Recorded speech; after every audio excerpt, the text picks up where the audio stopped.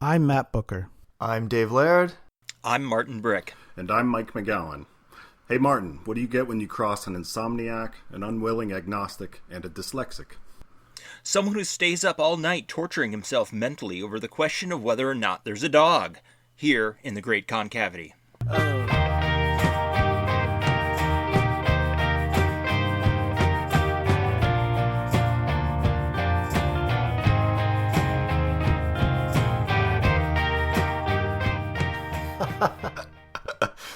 Guys, that is probably the most perfect intro quote you could have pulled from Infinite Jest. Mario and Hal talking, of course. That's fantastic. Thank you. Love that joke. Yeah, that's great. Welcome to you guys, Michael and Martin, and to everyone else on our team here who's listening to episode 50 of The Great Concavity. It's really fun to have you guys on for this kind of milestone episode, I guess.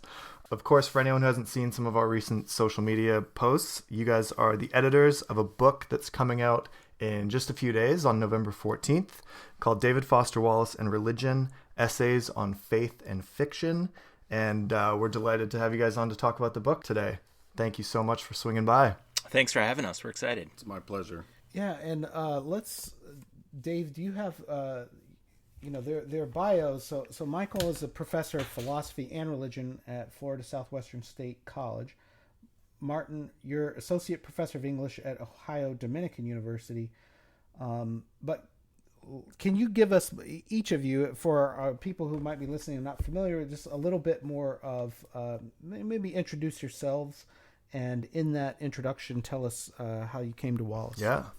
Yeah, I'm Mike McGowan, and as Matt just said, I teach philosophy and religion in Florida. I did my graduate work at Claremont Graduate University, and more graduate work after that. But it was the Claremont connection, actually, that I find interesting with this Wallace stuff. After I graduated with my PhD, I was teaching. I was looking for a full-time gig, and I was teaching. And one of the classes I was teaching was for one of those like online schools that basically gives you the curriculum and says you have to teach like this. And I was surprised to see this was shortly after the video of This Is Water came out. And so I used that in the class, and I didn't know much about Wallace at the time, but used it in the class, and then have been using it in basically all my classes since then. I actually just co-wrote an English 11 course for my school, and I put that in as well. Right. But the links keep dropping, but I have to re-find them all the time, but they just keep And do you getting mean reposted, the video that's kind of shot in a grocery store, right? And it's kind of like... Yeah, that one. Yeah. Like pretty well dramatic take on it. It is well done. I thought it was great. I agree. So anyway, it was about a year later. I was visiting my parents in New Jersey, and I went to a bookstore because there's not much to do in South Jersey. And I picked up a copy of Oblivion, and I had still at this point I hadn't read any Wallace. I picked up a copy of Oblivion, and I kind of turned to like a random page, and I saw that there was this was a fiction story, but then I saw that there was a character named David Wallace in it, and I was like super intrigued. So on my drive back to Florida from New Jersey, I had ordered the audio version of Oblivion and listened to the whole thing. And that kind of got me into Wallace. My entry into Wallace was good old Neon. Mm-hmm. Yeah, and that's got to be the one story in that book that has a David Wallace character or mention in it. I think that's the only one, but I would rank in probably the top 3 or 4 best things he's ever written. So good choice. I absolutely agree. Yeah, it's strong. And it happened by chance. It's crazy. I think it's probably kind of rare from what I've heard that Oblivion was the first Wallace that you came across. That's a deep cut in a way, I think. Yeah. Yeah, I mean, I think I had heard his name before, and I was making my way through various novels and came across the 100 greatest English novels in English, and and I saw that his was on there, but Oblivion was my first deep dive. So after you read that, you were like, I'm going to go read more. You just kept reading them. I did, yeah. And I started a paper because I saw that at least Good Old Neon seemed to, and this gets us to the topic of religion, it seemed to, ask a lot of religious questions. So then I started writing a paper about it, and then found out that a few other people were working on it, and that's kind of when I got Adam Miller's name, The Gospel According to David Foster Wallace, and got an advanced copy of that, and found the Wallace Conference, made contacts with them, and and then at the conference, actually, where I met my first panel ever was Dave's panel, and he was talking about Mario Floats, so hopefully he'll give a summary of his chapter as well. But it seemed to me like soteriology. Yeah, a little bit of that. Yeah, that was great. And then you came up to me after and you're like, hey, I'm thinking about making a book on Wallace religion. Do you want to be in it? I was like, that sounds great. Sure. Yeah. So that was 2016 when we met, I think, believe right? so, yeah. At ISU? Yeah, cool. Martin, are you on the line? I'm here. Go ahead and give us a little bit of your backstory and how, what is your academic path and how did you discover Wallace and all of that good stuff? Sure thing. So in 1996, as we all know, is an important year for Wallace. I was about a year out of college or so. I had an art degree. Did not know what I wanted to do with my life, and I ended up working at a Barnes & Noble bookstore, which was a good place to be. My wife was doing grad work, and so I just was trying to find a job, and got a job at the Barnes & Noble. And all my coworkers there, were basically all people that graduated with English degrees, and all the guys were reading this new exciting author, this David Foster Wallace, Infinite Jest. You have to read it. So I just got sucked in, and everybody else was reading it, and I'm one of those kind of rare people that actually picked it up and just kind of went through. I had a good support network, so I was able to read it like all the way through the first time. I know so many people that, like, when it comes to Infinite Jest, they're like, I made it like 200 pages or something like that. A lot of false starts. Yeah, exactly. There's a learning curve. But, having, like, every day I'd come to work and we'd talk about it again. So I got really excited about it. And then you kind of work through some of the back stuff, Girl with Curious Hair and Broom in the System. It wasn't too long after that the supposedly fun thing was published. So late 90s did a lot of reading of David Foster Wallace. It was still a couple of years yet before I made my way to grad school. And then in grad school, I kind of took a different path. Ended up becoming a Joyce Scholar. That's what I did my dissertation on. I think I wrote one or two papers on Wallace during my years in grad school, but it wasn't something that I was really going to build an academic career on. At the time, there wasn't a lot of people writing about him in a serious academic way. It kind of makes me wish I could have jumped on that bandwagon a little bit earlier. Yeah, back with Boswell in like the early 2000s or whatever. Exactly. But I always loved Wallace, so he was always kind of sitting there in the back of my mind. And then obviously he started to come, more and more to the forefront in academic circles. So I started reading more and more of the secondary sources that were being published about him, and kind of on a whim. It might also have been 2016 when I decided, I'd just go to the conference and check it out. And so that's when, I really started taking it seriously as something, that I wanted to do a little bit of academic work on, do some publishing on. I guess a little bit earlier than that, I did get a chance. I got some research grant money, and I had a chance to go to the archives. Maybe about 2013 or so. Should have called me, man. So I've done a little bit of work. Yeah. I didn't know who you were at the time. Next time I'm there, though, I will. So got interested, and it was the second time I was at the Wallace conference in Normal. Mike was the chair of my panel, and so we got talking, and I just basically said to him, I said, it seems like there's a lot of papers on Wallace and religion. People are really looking at this, and I'm kind of thinking maybe I'd want to put together a collection on this. And Mike says, I've already started. Yeah, that's in the book, right? Yeah, I think that's that's good. in the intros. I don't know if it's in the it's probably in the acknowledgments. But yeah, essentially he had it started. So he just asked if I wanted to come on as a co-editor, and the rest is history. And I Awesome. never told you That's guys this cool. story, I don't think, but I had worked on a TOC for such a book like probably 6 or 7 years ago. Um, yeah, with some other Oh, really? people, maybe 4, 5, 6 years ago, somewhere in there. I had worked on a TOC, and there was probably we were missing a few pieces, right? And I think by the time 2017, 2018, like you say, there was a little bit more of a critical mass of people actively working on Wallace and religion, whereas before it had only been a couple. There were only a few before that.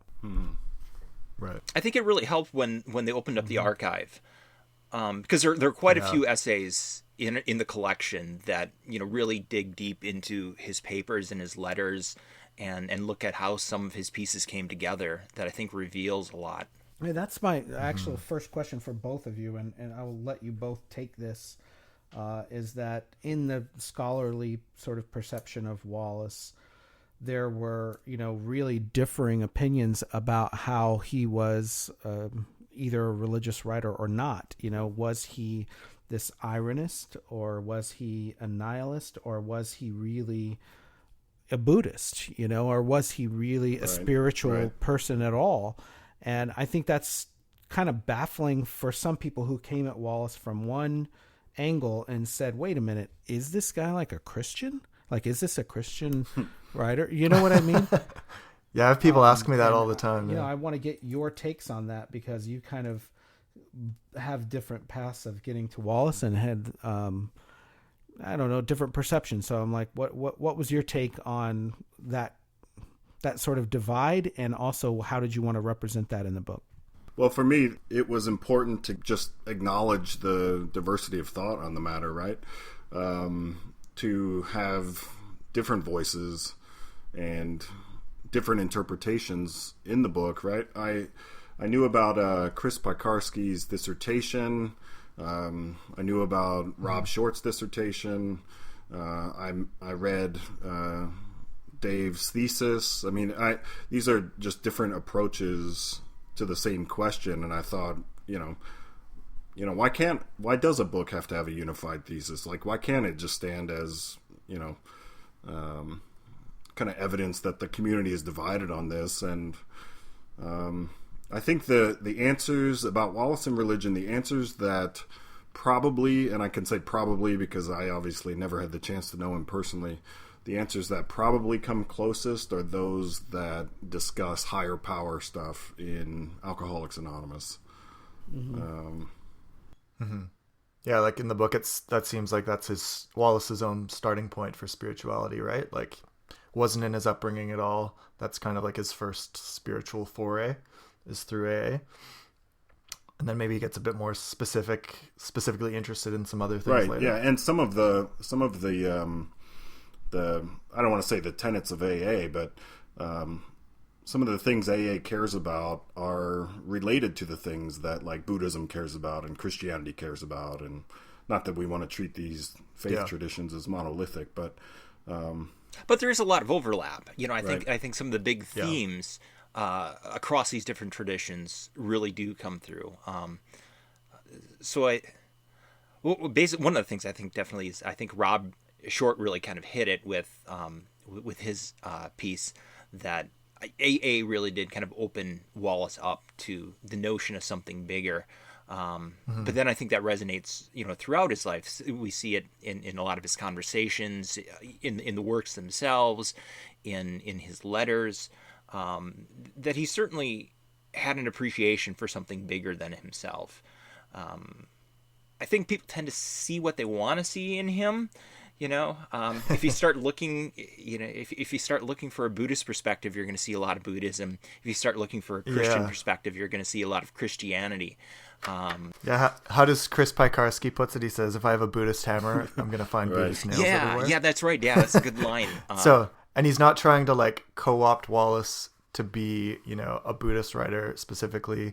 And I don't think myself or like Michael O'Connell are trying to say like Wallace is exclusively a Christian writer, but we're saying that, these religious themes are like pretty evident in his work, and here are some ways that we can think about and engage with them.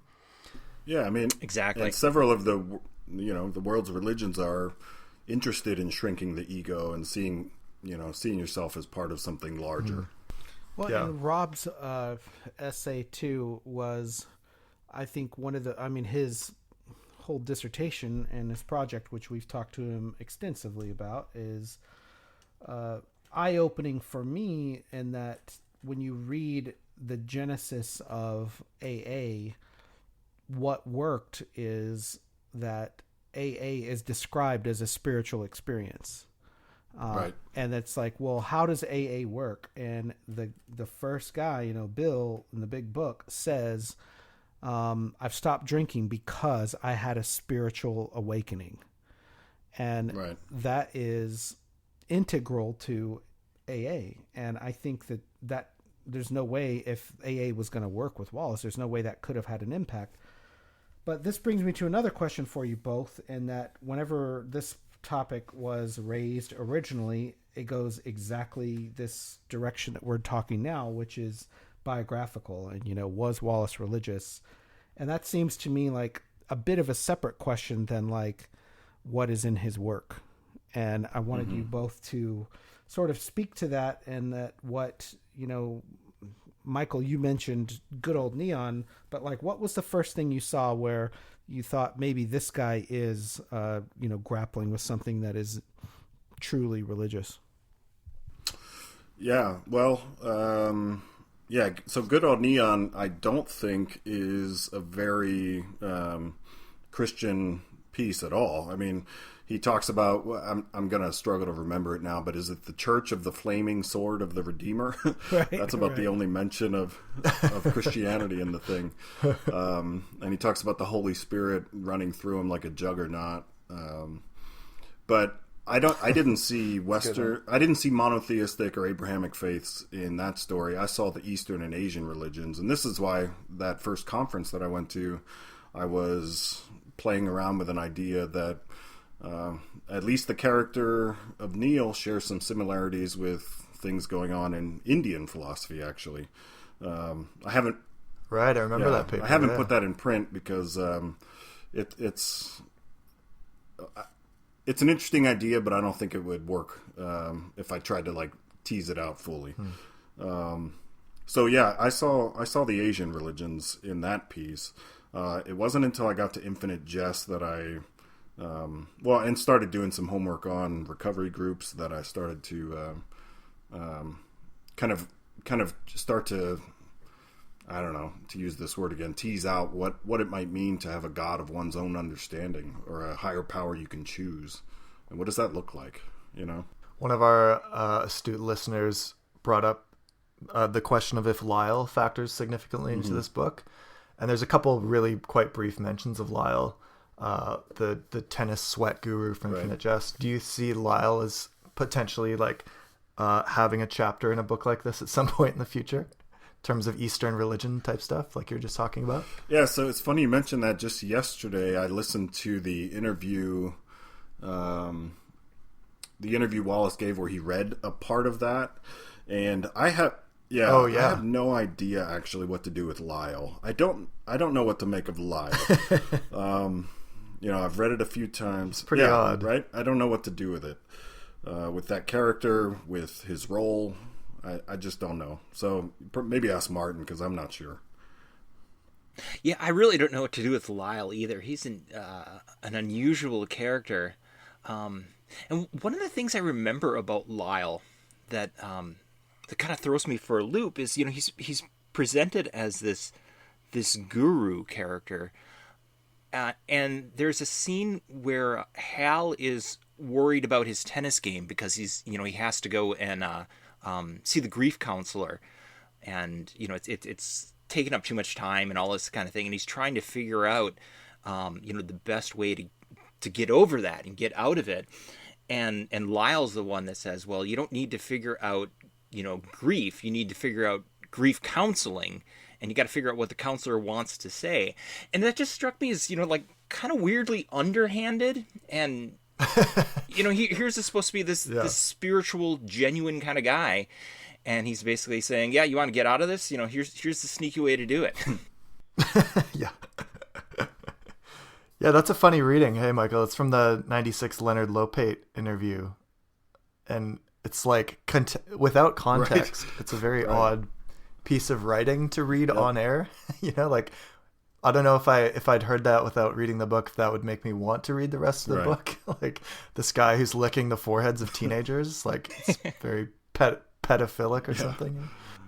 Gives the young students the creeps.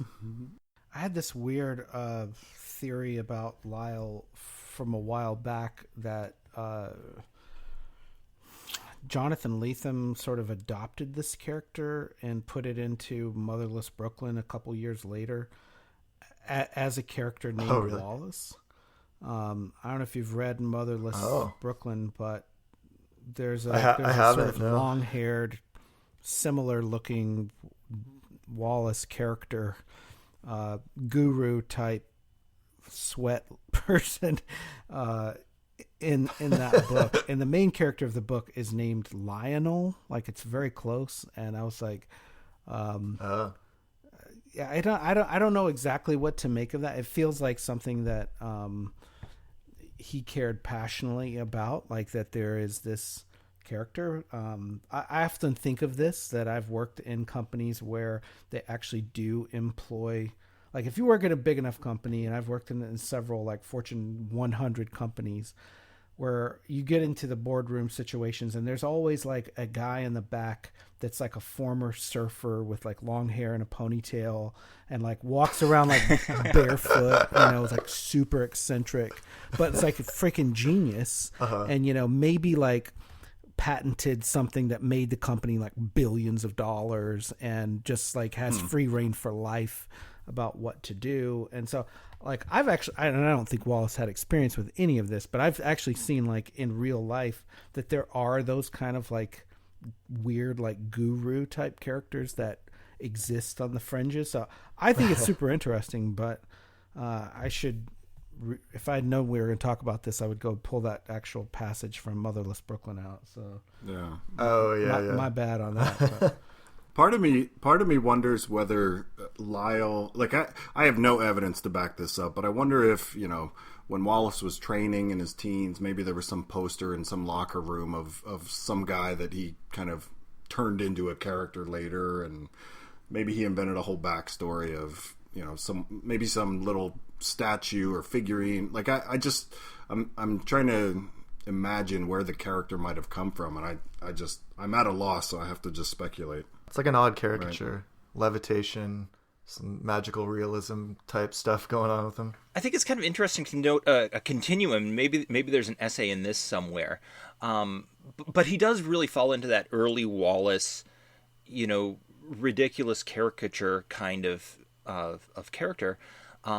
Yet at the same time, he's a great precursor to Sylvanshine from Pale King. And the levitation factor. You're right. It has that kind of oddly monastic feel. Well, and it's totally. It's Drenyan who levitates, right? Like Drenyan. Oh, Drenyan, yeah, not Sylvanshine, with right? the Meredith Rand conversation, yeah.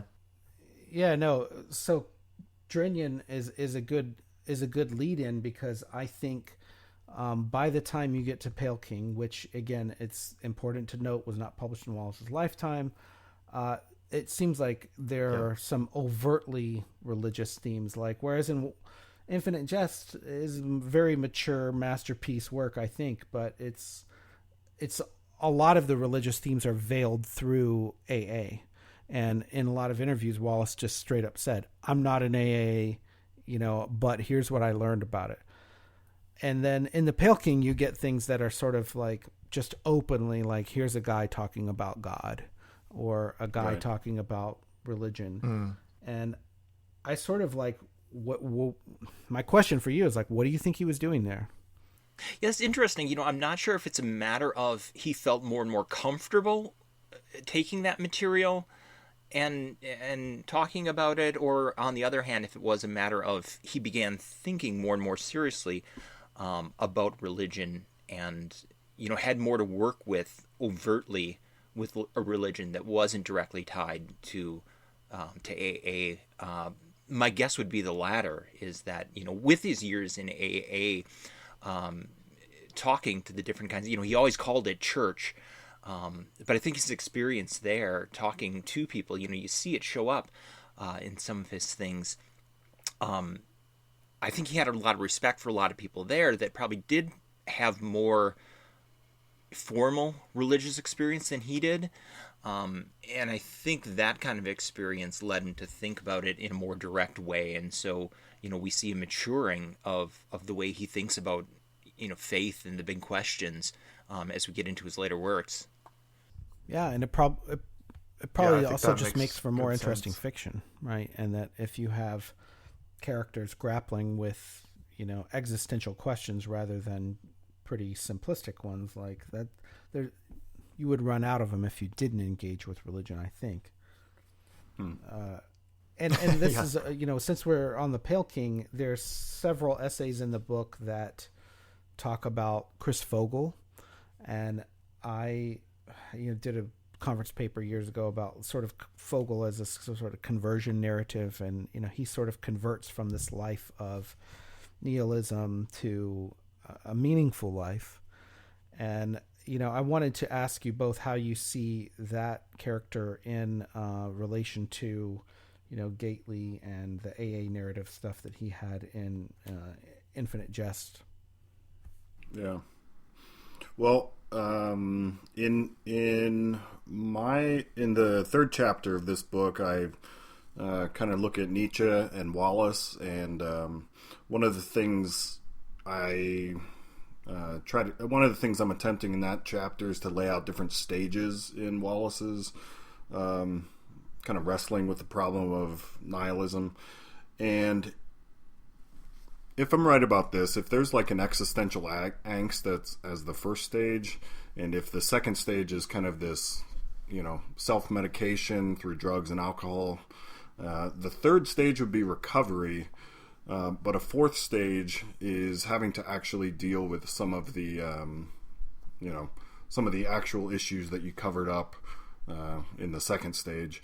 And if I understand the character, I guess I would want to say Vogel is Wallace's attempt to deal with the underlying issues, I think. I see him in that kind of stage 4 of 5 stages dealing with nihilism. Well, speaking of nihilism, God bless Hubert Dreyfuss and Sean Dorrance Kelly, who wrote a book called All Things Shining, and it gave Wallace scholars a lot of fodder with which to engage and disagree with their claims, which are primarily that there's no hope for redemption or salvation in Wallace's godless nihilistic universe. It seems like, and there's a funny comment about this in the intro, that most of the contributors to this book tend to disagree with that take, right? Well, and to go back to one of your first questions, you're asking us what was our goal with the book, and Mike aptly pointed out that we didn't want to come down having one theory about who Wallace was personally, in terms of his faith or behind his writing, that there were a variety of views. But I think the one thing we definitely agreed on is he wasn't a nihilist. Right. Yeah, totally. Fair. That is the unifying theme, hey? Yeah. Yeah, like we've got chapters in this collection on things like AA, specifically on Christianity, Christian mysticism, Christian monasticism. There's work on Buddhism here, even Mormonism. And then there's chapters that deal with, the preoccupations of Kierkegaard, Nietzsche, C.S. Lewis, and post-secularism. So we've got quite a range of religious inquiry throughout the book. But it seems, like most of these chapters agree that nihilism is not the most motivating underpinning of Wallace's worldview. Even though the author, though the contributors to this book think that, I've heard not only Dreyfuss and Kelly, but I've heard papers at the Wallace conference that keep arguing that Wallace was somehow, One of the papers delivered a year or two ago is like he ended the paper with the words of Nirvana: "All alone is all we are." Right? That's that's nihilism, and yeah, at least the contributors to this book disagree. Right. I think that Nirvana actually says all in all is all we are. And it's just because is that right? I had to fact check that line for the DT Max book. And he still sticks with the argument, even though he gets the line wrong as well. He's like, well, it sounds like all alone is all we are. It's like, it's actually, it's like, well, you could just change the line in the book. It's like, nope, I'm sticking with it, but just put in an end note into the book. That, but I mean, to me, this is like one of the first things that I've read of Wallace that I felt like, wow, he is truly grappling with this in everything that he does. It was the Dostoevsky, the Joseph Frank review. Right. And those questions that he's asking in there, how can you live a good life? Those are sort of naked versions of the fictional stories that he's telling, right? And I feel, especially with Fogel and maybe the thing that was excerpted as Good People and all that, and you guys mentioned in the book, that was some of the truest writing that he did. And, I wanted to ask you about the sort of existential questions that he asks there. How did you see that represented across the fiction, and like, it's in the book, but like in what way? I mean, one of the questions that he asks in there is literally like, how do you live a good life, right? And Don Gately is trying to get sober. He's trying not to take substances, even when they're prescribed. And Chris Fogel decides, like, if his life is going to matter, even to himself, he's got to make some conscious choices in life and not just lay on the couch and watch as the world turns. Yeah. And I mean, I feel like you can't write that without having some direct experience with it, but also, people that have felt that have not been able to represent that in fiction as well. But is that really what's going on there? Like, am I missing something? I don't know. I've struggled with this. For my money, I think after I visited the archive, I started to piece together a timeline, and I think he might have been working on the Dostoevsky review of Frank's book. Was it? I'm trying to remember if it was one book or all of the books in the series. I think it was a couple volumes, right? Yeah. Yeah, I think it covered all the volumes. Yeah. I remember looking through Wallace's copy of the book, and I see, as he was reading that, I think he may have been on the cruise ship, actually, because I think there was a comment in the margin, something about a cruise. But anyway, just some light deck reading, like a 2-volume right, yeah. Dostoevsky book. Yeah. So I get the sense, based on some of the other comments in the margins, some of which don't portray him in a super flattering way, I get the sense that he was interested in living a moral and meaningful life, even in preparation for that, that review of Frank's books, So, for instance, one part, if I'm remembering the correct book from the archive, like, he talks about in one of the margins, he writes that he's like tormented by lust on the cruise ship, and that he, is thinking there's got to be a way out of this, or there's got to be a better life. This isn't normal. You know what I mean? That sounds like Augustine or something, the Confessions, Wallace's. Right. Exactly. Yeah. Yeah. Yeah. Give me chastity, but not yet. And it is really interesting with the Fogel section is probably one of my favorite, extended bits of Wallace's writing. And that is interesting that he is in essence creating a very secular kind of conversion. Yeah. He's called to be an accountant. Yeah. But of course, the little spark that creates that, comes through a Jesuit priest. And, I think the Dostoevsky is a great way to look at it, because ultimately what it comes down to is being a good person. And you get all that powerful kind of stuff with his dad and him going from being a stoner to, really trying to want to do something to earn back his late father's respect. So I think those large questions are there, and it certainly is, something that he has come to throughout his career. You mentioned Gately, of course, but there's all kinds of other little bits, little characters that have the same kind of concern. Am I a good person? I think of the boy from Forever Overhead, who's really concerned with, is he a good son, and is he a good, brother to his little sister, and all that kind of stuff. That question of how to be a good person just resonates again and again in Wallace's writing. Yeah, and I think Fogel, what he really wants is to have a meaningful life, right? And like to matter, not just to be good and make good decisions, but to be someone, or to have something that contributes to society. And, I felt like we went through this phase at the Wallace conference where there was a lot of papers talking about Hal and Gately. And then a couple of years ago, it shifted where there was a lot more interest in Fogel and Fogel's story. And I remember one of our previous guests on the show, Jill Braithwaite, and we had talked with her about a sort of post-secular way of really having religion, right? And that a lot of Paul Tillich.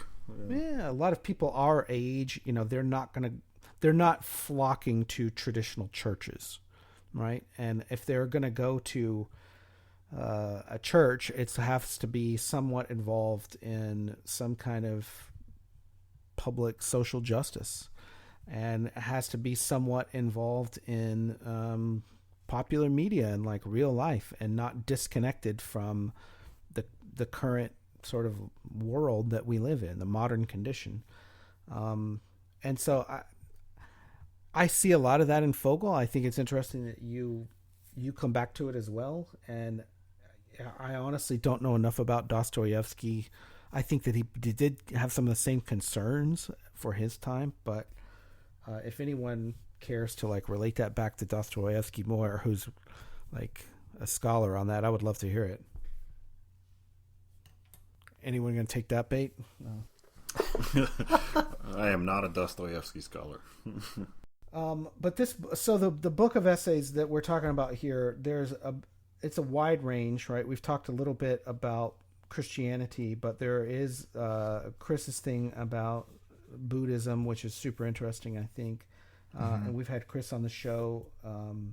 Wallace wrote to another guy who's also on our Wallace list about Buddhism. Were there things in here that you wanted people to cover that have not been covered yet? Well, several things were important to me as I was putting the collection together. Not only did I want like the diversity of viewpoints, and I think there is an essay in the future on Indian philosophy and Wallace. I'm not going to give up on it yet. But I think, it's not quite ready yet, but I think several of these essays, we cover, I think Martin's going to do some work in the future on Wallace and Catholicism. And I know that Martin, do you want to talk about that? Yeah, that's something that I would like to dig into to know. I only right now know some of the, the kind of the popular little tidbits that everybody knows, that he attempted to convert. He went through RCIA twice, but, both times got kind of hung up on the issues of doubt.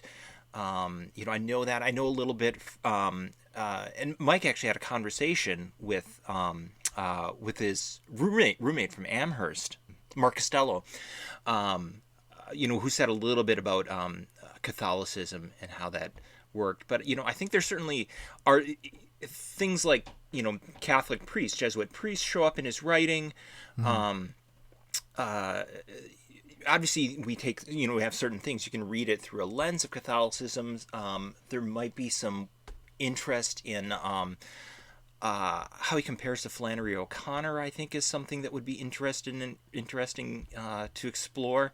So I definitely want to look at Catholicism and Wallace, but it's something I really need to get back to the archive and dig into. Thomas Merton comes up in this book. Oh yeah, Thomas Merton, right. Richard Rohr comes up, also Catholic. Both kind of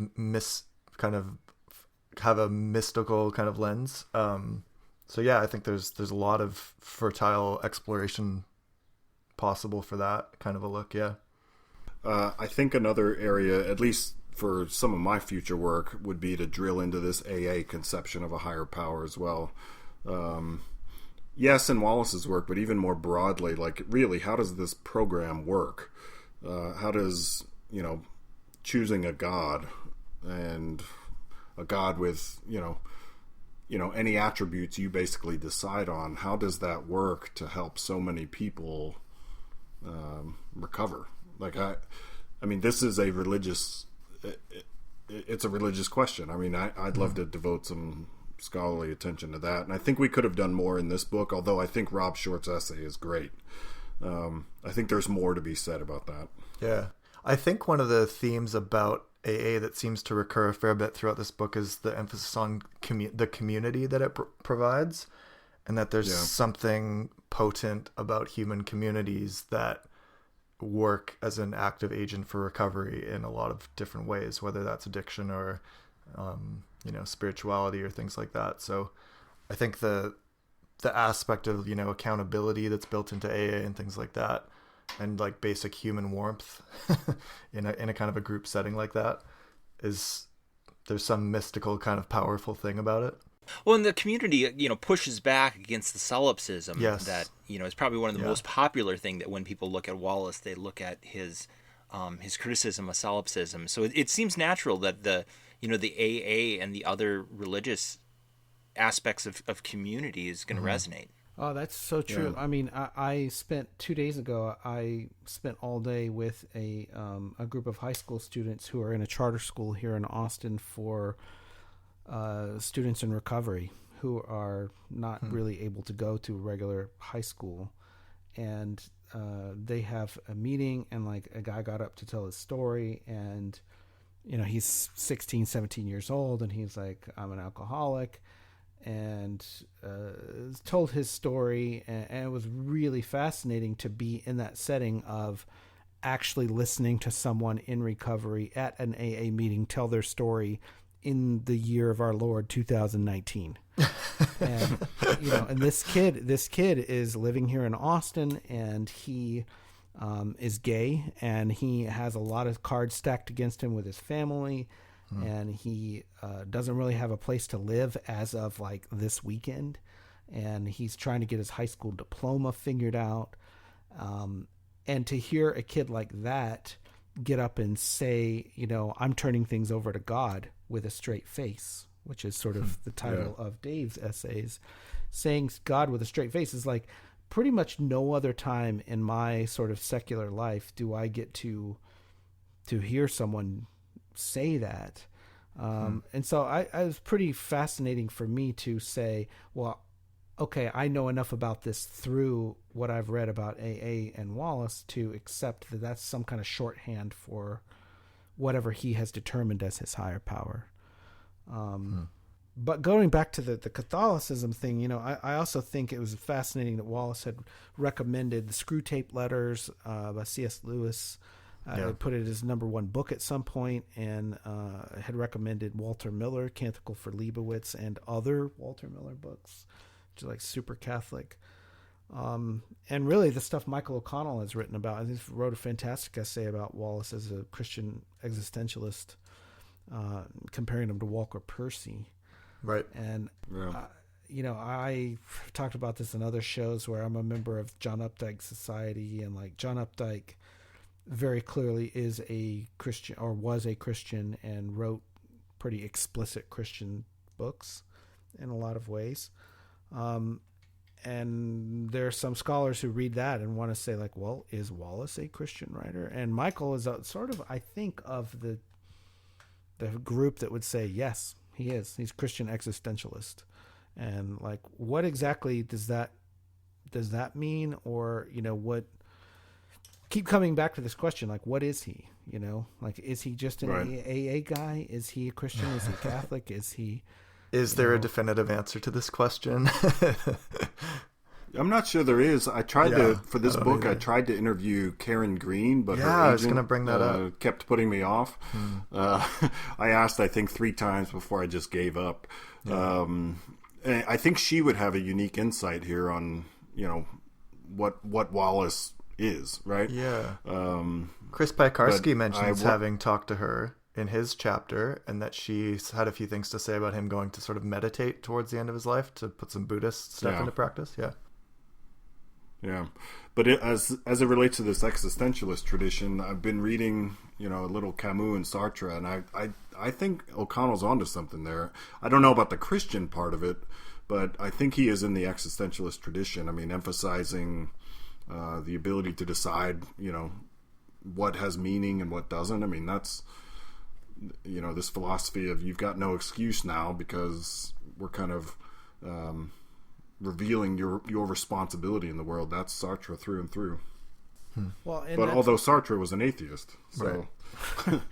Yeah, right, and then, we've made it this far in the conversation without talking about "This Is Water," which is the one sort of non-fictional thing that he wrote that was didactic in a way, and and it probably comes up the most of all of Wallace's pieces in this collection, I would say. I didn't do an actual mathematic count, but I think it seems to be in almost every essay. It's hard not to be. It's hard to get around it. It's one of the few pieces with a lot of very direct lines. Totally. The line that I was thinking of there is like the "Be it God or JC," Allah or JC. Wiccan and Mother God. Like, I don't know any Christians who say JC. Like DC Talk in the early 90s in their rap JC, albums. Oh, I know DC Talk, my friend.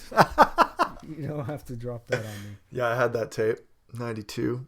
But to say JC, it's like... Yeah. It's like I'm trying to be hip, but I was like, he just doesn't want to say Jesus in front of this whole crowd. Like, because he knows, like, they will check out. And that's a very, like, youth pastor energy, Right. of like, yeah. Like, I don't want to lose the crowd, man. I don't want to lose the audience here. Mm-hmm.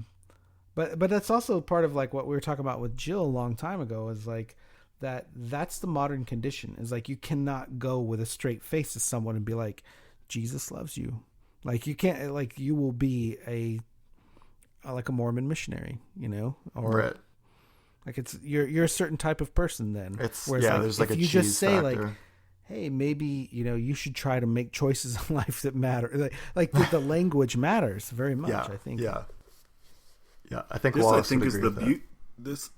Yeah, I think this is the really interesting insight that Wallace had, though, is that in these recovery meetings, like there's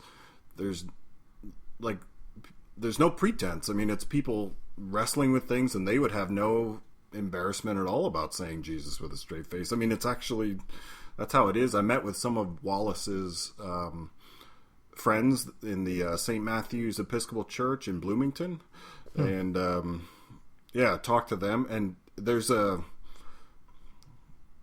beauty to the single entendre principles, right? Yeah. There's a beauty to it, and it's a search for faith. And I think on this issue of how directly Christian is his writing, you asked a question, and what is he? Is he a Christian writer? And I first kind of started thinking, I don't know, can he be a Christian writer without being a Christian? Which I don't know what the answer to that is. But one of the things that popped into my head that is a very valuable approach, and we've got a chapter on it in the book by Ryan Lackey, is the post-secular approach. That kind of looks at not specifically looking for a real formalized kind of church and an organized religion, but nevertheless the importance of turning narratives of people who feel that they need something larger and something more important. It often comes back to community. Some of those post-secular writers, like McClure. So that's something, I think there certainly is value in looking at Wallace as a post-secular writer, if nothing else. That's way more concise and like erudite way of putting it, what I was trying to struggle with saying. And I actually think Ryan's essay is fantastic there for that, and does dwell a lot on Fogel. And while we have it, I realize now there's a couple of essays in here we have not mentioned yet, and one of my favorite in here is the one from Verne, talking about Broom of the System and the Great Ohio Desert. And this conversation we've had so far is like starting with Infinite Jest and moving into Pale King and Oblivion, but Verne is one of the few to say like, no, he was actually dealing with a lot of this stuff and mentioning God in his first book. Yeah, like in his early 20s. I was really impressed with that essay, because when we started this project, if you would have asked me, are you going to have an essay on Room of the System? I would have said, no, I don't really see how we can have one. I mean, there is a televangelist, right? But Verne teased it out. Yeah. Well, and like you being Mike in this case, is that like he's a philosophy guy, and like he's coming to Wallace from a really kind of pure philosophy standpoint, and is able to see a lot of the sort of language that is being used in Broom as representing something larger, and in this case, Kierkegaard. That's what Verne argues, yeah. Yeah. I should say I've only read Broom once, and I've read, other things more than once, so don't ask me any questions about Broom, and if you could edit this narrative out, too, that would be great. No, it's a good choice. I mean, just in the last episode, I said don't waste your time reading Broom. So. Yeah, and I said also that I'd only read it once, too, like 10 years ago, so you're in good company, Michael. I mean, okay, good to know. But it's funny, right? And like, I think that's another thing, is that he maybe in Infinite Jest says like the only way to talk about really important stuff is like through humor or joking about it. And I got that same sense from the Great Ohio Desert. It's hilarious. Yeah, right. Totally. There's some good lines in there too. Like, I need to talk to my people in sand. See, that's genius. And he's also one of the other ones. I think Jessica Sagers deals with Westward as well, and like Westward is probably one of Wallace's major pieces of work, however successful you want to judge it. But Verne deals a little bit with Westward, and so I wanted to ask you guys. That seems a little bit to me like a transitional work between Broom and Infinite Jest, but like, how do you place it in terms of his religion? Ooh, I'm going to let Martin field this one.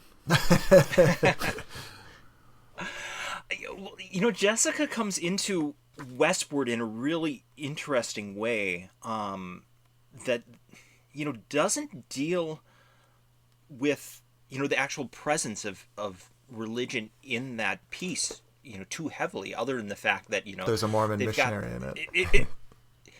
It's set up in this curious kind of like little joke that he has this guy going around. I think he's from the car dealership or something. No, or is he from maybe it's the advertising firm. Right. But, asking questions, and they assume it's a Mormon. So you have this kind of assumption. Then Jessica does this really interesting thing where she looks at Wallace's thoughts on media, and media as this huge industry, and how that comes through in the church, and how the church kind of spreads their message that way. So I don't know. I don't think I've really answered your question about this piece as being transitional in terms of Wallace's religion. Well, I think it's still dealing with some of the same questions, I guess. I mean, for me, the questions about like how should a person live, what makes you a good person, rather than just trying to seem to be a good person. And really, how much does that matter in life? I mean, I think all of those are things he's ultimately dealing with there. Yeah, and it's interesting. He's kind of got that coded through kind of the ridiculousness of the MFA programs as well, which doesn't come across as overtly spiritual. But I think there are those questions. The idea of a poem that is written in nothing situation raises those questions of what really matters, and are you being sincere, or are you just jumping through hoops? Right. And like, that to me is also like, can art be sublime, and can art function as something sacred? I'm off in my own world right now. Dave, you got to jump in here. I can't remember who talks about it in the book, but someone talks about the idea that Wallace conflates the secular with the sacred, which is to say that if it's been a church tradition to separate those since the medieval period, since Aquinas, and I know Francis Schaeffer is interested in this in Escape from Reason, that a more correct theological approach is that the the secular and the sacred, that is to say, like the normal everyday things of life and the spiritual things of life, are interconnected and intertwined and not housed in these two separate levels. And that Wallace seems to get that and to infuse his fiction with that idea, particularly in The Pale King, that the quote comes up a lot in this book throughout these essays, constant bliss in every atom, I think it is. Right. Right. That if you can get past the boredom and the minutia of adult life, that you can tap into that sacred oneness of all things, which comes up in the Kenyon Address as well. Can you guys speak to that a little bit more about how you see that working in Wallace's fiction, or how the people in this book address that idea, sacred, secular? Well, maybe Matt is the person we should ask. He's the one that started the This Is Water essay. Don't ask me. I mean, I think Wallace is very attuned, going back into westward. He's very attuned to like advertising, and right. someone trying to sell you anything is such a turnoff, such an anathema, that like people of a certain age, which I'm just going to assume we're all about like 29 years old. Okay? And I'm 29 and a half. So I people of a certain age, like someone trying to come to you and sell you something is like, you can smell it from a mile away. Yeah. Much less trying to sell you on a particular lifestyle. Yeah. Or a particular religion. I mean, forget it. Like that's not even the way that works. And like whatever is secular, I think has really changed like within our lifetimes. And the idea of secularism has really been twisted up with the sacred, and very little is honestly held completely sacred. And part of Wallace's biography, in my opinion, is tied up with this Saint Dave, right? And that people are looking for secular saints. And I would put Mr. Rogers in that category. I would put, there was a podcast that just came out about Dolly Parton. Everyone freaking loves Dolly Parton. Like she has like the highest approval rating of like beyond the Pope. And yet, there's also a really academic book by Helene Cixous about Jacques Derrida called Jacques Derrida as a Young Jewish Saint. And I think that that's really interesting, that people want there to be saints without sort of a sacred religion that's behind it. Do you know what I mean? Like that sort of secular sacred thing, Dave, maybe this is what you're getting at, is like, there's still a desire for it, even if it's not wholly inculcated into a religion or incorporated into a religion. Like there's something about the human condition that we need paradigms of goodness to function, to like cohere our society in some way. Well, I think that's one of the reasons that This Is Water works so well, and why it's known so widely. I can't tell you how often I talk to somebody and, get talking about what I'm doing or things like that. And they hear David Foster Wallace and that's what they know. And, they haven't read anything else by him. But, essentially when you bring it down to the idea of going to the grocery store, is that going to be a sacred experience for you? Are you going to make it sacred, or are you going to be miserable? Which, of course, leads us back to existentialism and the ability to choose. Right. Which is as relatable as like any pastor in the pulpit on a Sunday morning would want their sermon to be, right? Like that's what they're striving for. And Wallace actually did it in front of a huge crowd of people graduating college. And I would, argue that he gave a type of sort of secular sermon there that was not just life advice, but like spiritual advice. I've spoken with one member of Wallace's recovery group who is familiar with This Is Water, and he tells me that after he heard the This Is Water speech, he basically says it's the big book in a different context. He tells me this is Wallace's religion maybe put into different words, but it's the big book in a different context. Mm-hmm. Yeah, and I think that's super interesting because it goes back to what you're saying, Mike, about looking at the big book as a type of sacred text rather than the Bible, right? Or let's look at AA as a religion unto itself, where you are choosing a higher power, you are choosing a very, I would say, relevant path, maybe.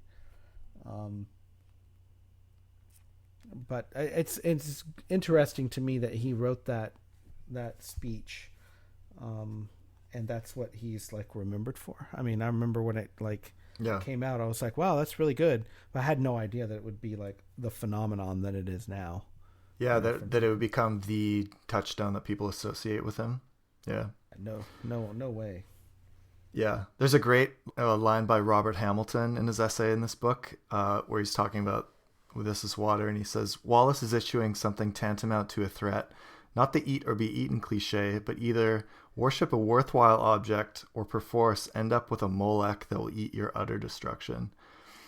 Or that will lead to your utter destruction.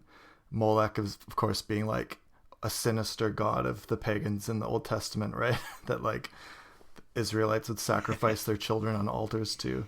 That's a great line. That's a great line. I mean, that makes me think we haven't really engaged much with that essay at all, which is really focused on the Pale King.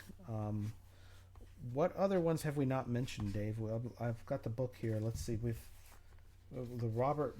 Do you say Bolger? I think it's Bolger. He also did that Reader's Guide to Infinite Jest, right? And this is a reprint from the. Bolger was the editor of Gesturing Towards Reality. Right, Gesturing Towards Reality.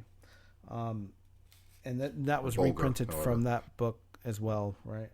But Right. he knew Wallace, and I think it's a super fascinating essay about AA. And exactly what we're talking about, he calls it pragmatic spirituality, but I would put something about secularism in there too. I was a fan.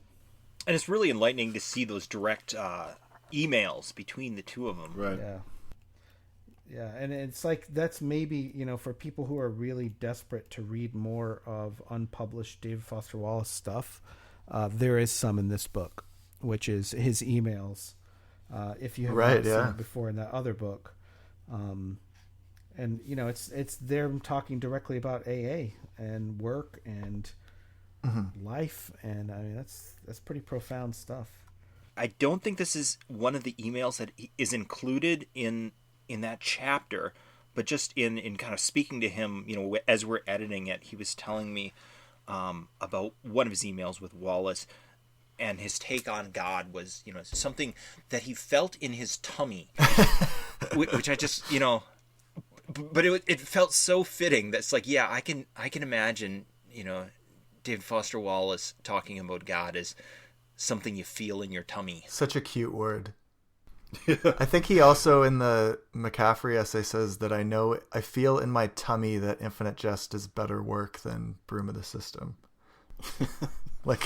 So it's a recurring word in his vocabulary.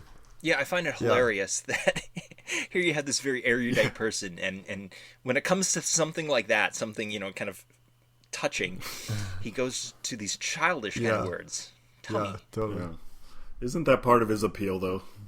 Totally. Yeah, his everyday regular guyness. Yes. Well, and I think that's one thing he liked about AA, right, is it's not full of intellectuals, and it's not an intellectual exercise, that it's something you have to experience, and it's a change of attitude rather than a change of intellect. And I think that was greatly freeing for him. And that very much fit his style, in my opinion. But what was the other essay you were going to mention? Yeah, I was just going to briefly mention Peter Spalding. Chapter 6 of this is where Peter Spalding, who is a young scholar, one of the things that was important to me is I remember what it was like to be in graduate school and right out of graduate school and have trouble finding, organs to publish in. I mean, it's hard work. And so I wanted this to and I'm proud of the fact that we've got, scholars at all stages of their professional careers. But one of the things that Spalding talks about, and I think it's an interesting question to pose to Wallace, and this gets us back to This Is Water as well, is as I read Lewis's book about education, as I read that, Lewis is arguing for the kind of the notion of a transcendent or objective reality against the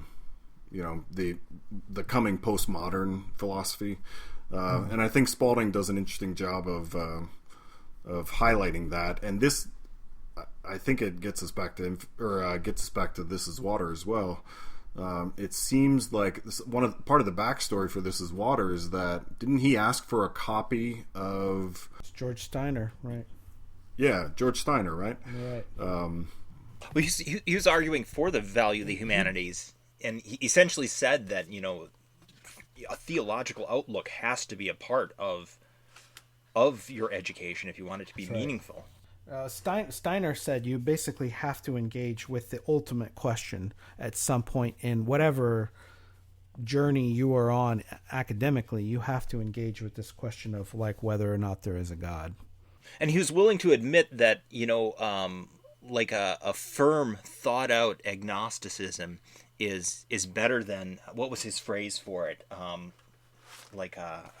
Flabby agnosticism or something like that. Kind of like Wallace's unconsidered atheism for Fogel. Right. Yeah, I haven't read the Steiner speech, but my understanding was Wallace was writing in direct response to Steiner. So for sure. If anything, that gave Wallace freedom to, in his speech, to also engage with that question.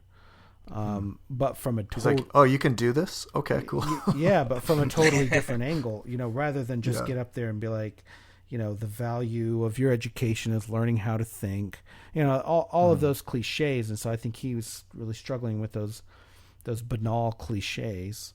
And Steiner is just such an idiosyncratic character. Like, there's no one who remembers his speech, right? It's not memorable. But Wallace's is, because he's able to take that same question and make it something that's super relatable to everyday life, which I think Peter Spalding actually does a great job with, talking about C.S. Lewis. And C.S. Lewis sort of played that role, and that for, 100 years, if you had gone to a lecture and heard C.S. Lewis talk about these same things, he had the same sort of following. I thought it was a great essay. Yeah, I saw Peter give this talk at the conference, I think it was 2016 or 2017, and I was quite thrilled to hear someone talk about C.S. Lewis in the context of Wallace, because we know that, Screwtape Letters he cited it among his favorite books.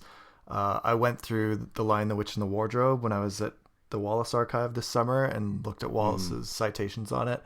I think there's a lot of cool overlap there between those two guys, and the way that Spalding looks at the concept of Lewis's Tao, which is a term that is kind of puzzling, because Lewis is a Anglican Christian, and he takes this term from Taoism, from Eastern religion, and uses it for his ends.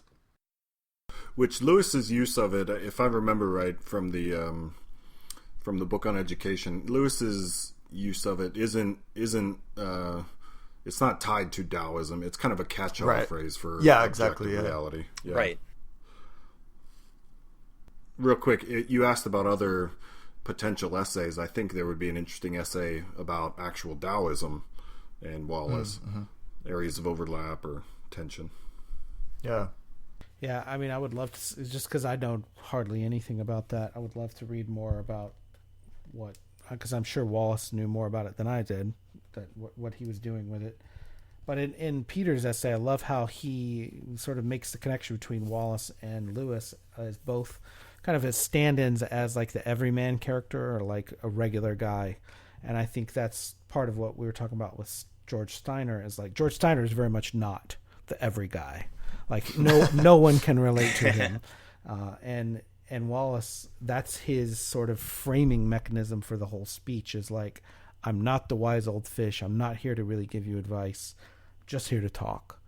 And that's also a little bit, like I was saying earlier, of like this 1970s like woke youth pastor energy.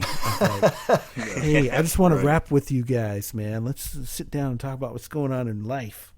But in a much more sophisticated way, because he works in all of this pop culture references and still has authority. I mean, he's the keynote speaker for this graduation.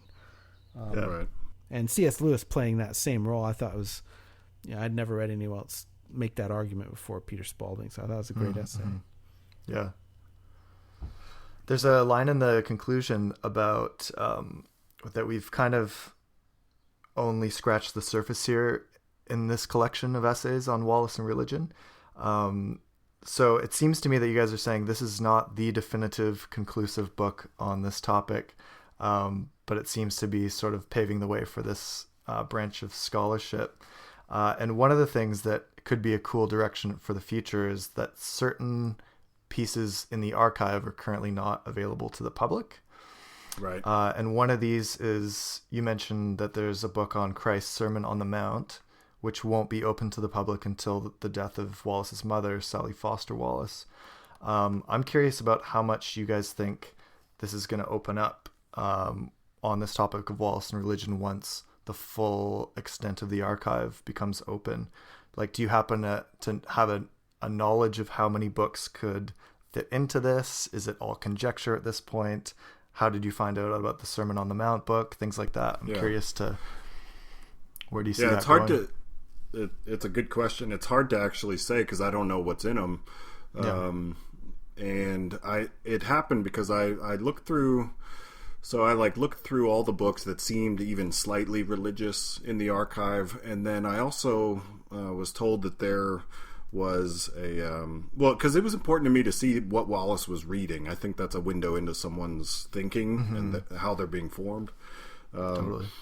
And I was also told by one of the archivists, I guess that's the right word, that they have in Wallace's library, there were sheets of paper and scraps with little writings on them and stuff like that in various pages of various books. And so I was like, well, that'd be interesting. So while I was there, I wasn't expecting it to go anywhere, but I started looking at these scraps of paper where they were found. And then one of these scraps of paper was found in a book on the Sermon on the Mount. And so I go to the archivist and I ask him, well, could I see that book? And that's when he told me this wouldn't be available until Wallace's mother's death. But I think it'll be another piece of the puzzle, right? I mean, it's hard to... Yeah. It might be hard to get a handle on Wallace and spirituality because he himself was, had a mixed set of attitudes towards religion. But this will be another piece of the puzzle.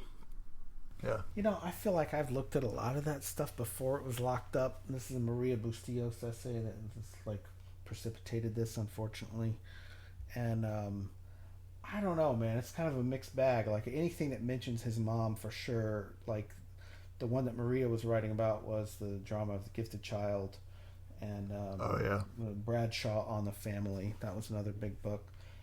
And it's because his parents are not public figures. His dad did die this past summer. But his family is not public figures, and stuff that he wrote about them in the margins, they locked down after Maria's thing came out. But I don't know. I mean, Michael, my impression, a lot of that stuff was very much, some of the books he would underline stuff or just put a check mark in the margin up to page 50 and then there's nothing. Or a lot of those books is I don't know, it'd be one or two comments and then nothing. And it'd be amazing if there was some sort of comment in the margin. But I sort of feel like what we have already from him is enough for a whole nother book. So you could do a whole in the work book. Or reflecting on his reading. Yeah, well, what we have, like you said, we haven't had anyone write extensively about how Taoism influenced his work, or Hinduism, or vice versa, and sort of other religions, and what we already know that's in the archive. And I would love to see just a whole chapter on all that. You mentioned all that, I think, in the introduction to this book. And that's a story that has never been republished outside of the New Yorker. I would love to just, see more sort of close reading of stuff that's existing rather than, I don't know. I don't think there's some skeleton key out there that we're going to discover, but that's just Right. my opinion. Right. I agree.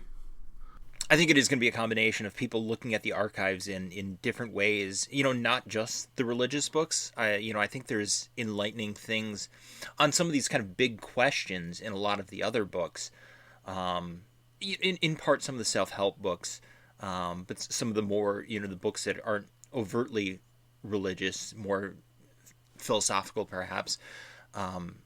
So I think people reading those things in addition to close readings of his fiction is certainly going to take us in new directions. And yeah, we could easily, I think there is another collection out there. Mm-hmm. For sure.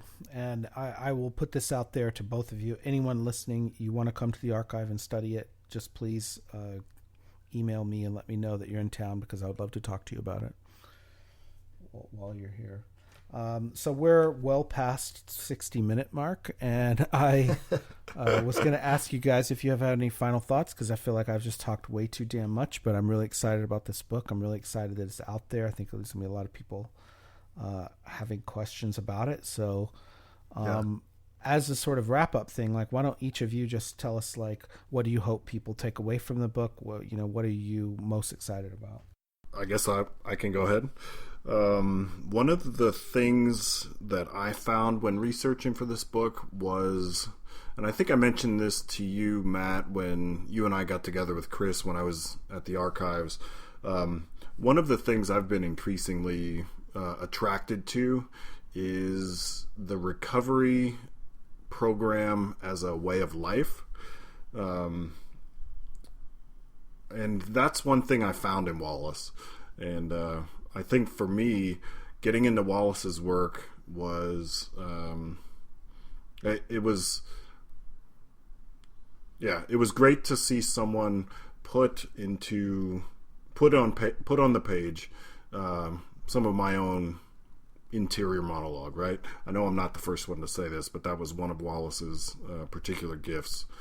And especially his sections dealing with recovery and the search for God and a higher power and trying to identify what that is. That's an important, and I think actually some future work of mine will try and answer that question as well. So it's one that I'm looking forward to. Martin? I guess if there's just, a single thing I want people to take away from the book is, I think we should stop trying to ask this question of what Wallace was. Was he a Buddhist? Was he a Christian? Yeah. Was he an agnostic? Right. And really just open up the way we read. Put ourselves in a real dialogue with what he has to say, because it's pretty profound. I think you can learn a lot more about yourself than you can about Wallace. So as you read it in these ways. So that's what I would encourage people to do. Yeah, I think the book is really successful in doing that, Martin, in not just saying here's what Wallace's writing fits into in a religious context, no one in this book is trying to, as Chris Pikarski says, co-opt him for a specific religion here. But I think that the range of essays in it gives us that exact impression of what you're saying, is that here are a variety of ways that we can think about Wallace and what the profundity of his work is doing, rather than trying to pigeonhole him into something that he was not or never claimed to be. So I think you've really opened up with this book, the inquiry, into a lot of different areas of study. And I think that's something that I appreciate a lot about it. So if that was one of your goals for this book, guys, well done. It is successful. Well, thank you. That was one of my goals, and I think Martin shares that too. Yeah, Absolutely. And you've got some great endorsements on the back of this book too, from people like Robert McLaughlin, who we talked about last episode, Matt, from Jeff Sievers, who we're all familiar with, great guy, and then James K.A. Smith, he's a very significant Christian theologian in the contemporary theology scene. maybe tell us a bit about your correspondence with him for this? We actually just submitted a list of names of people who may be interested in reviewing this book. To preserve the integrity of the process, we didn't reach out to any of them ourselves. The publisher did all that. Yeah. The publisher did suggest that we look at a variety of types of people for endorsements. Want to say, don't go to like all English people who write on Wallace. They said, think about theologians or philosophers. People who might be interested in the broader topic, but maybe not necessarily Wallace scholars. So, we put together a diverse list and let the publisher do the work. And that came back. That's a good get. Nice. Yeah, we got some great ones that came back. Yeah. Well, it's a fantastic book, and it's a true honor for all of us to have collaborated on it a little bit. I really enjoyed absolutely just getting to meet you guys at the conference. That was a big part of it, and the importance of conferences.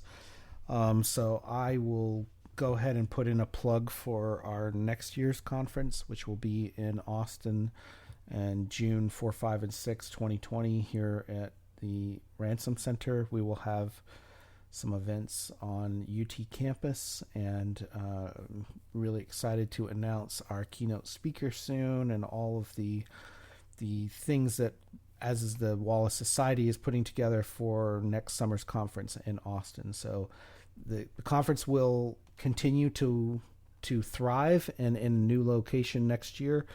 And in 2021, we will be in Amsterdam. So we have a lot of plans to keep the conference alive and well and going, and to keep this conversation going. So, I hope that a year from now or 2 years from now, we have new scholars who are citing this work and their work and building on it to, keep the field alive. So thank you guys for laying down this foundation in the book. Yeah, thank you. Well, thanks for having us on the show. Yeah, totally. I love this podcast. That's sweet of you to say. Thank you so much. We love doing it. We've been talking to Michael McGowan and Martin Brick, the editors of David Foster Wallace and Religion, Essays on Faith and Fiction. It will be available November 14th. It's the 11th today, the 10th today. By the time this episode comes out, it'll be out in the world. You can find it from Bloomsbury Academic Press. It comes out in hardcover. You can also get it in ebook and PDF formats. We'll put a link in the bio from where you can find this book exactly, and we encourage you to check it out. It's a great collection. As usual, we want to thank Robin O'Neill for her art and Parquet Courts for their music, the intro-outro music of this podcast. And Matt, if people want to get in touch with us and if they want to get in touch with Michael and Martin, how can they find all of us? For us, workandcavityshow@gmail.com. We love getting email. If people want to send us questions or ask us anything. We're also Concavity Show on Instagram and Twitter. I think we have Facebook somewhere. Yeah, we do, but I don't really use it all that much. I do not know.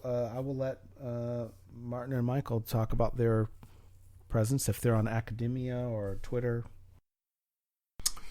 Yeah, I got off social media about 4 years ago when they started doing the facial recognition stuff. So, good choice. Fair enough. Yep. I'm doing my best to get off the grid. But if anyone wants to email me, they can reach me at prof.mcgowan@gmail.com. Sweet. Or they can just come and take a class with you, right? Go ahead, Marty. And I'm at brickm@ohiodominican.edu. I'm sure our podcast host can put that in the bio. Well. And like Mike, I'm also not on any social media. I guess if you count LinkedIn as social media, I've got one account there. It is mostly links to students who need me for references. I'm gonna totally add you now on LinkedIn. Well, we appreciate you guys being on here, and thanks again for putting together this book. It's really fantastic. Yeah, thank you so much, guys. You're welcome. Thank you. Catch me now as I say,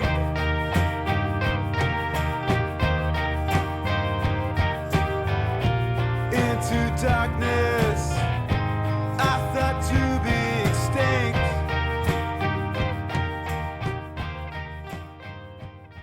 it's in the book, but like in what way?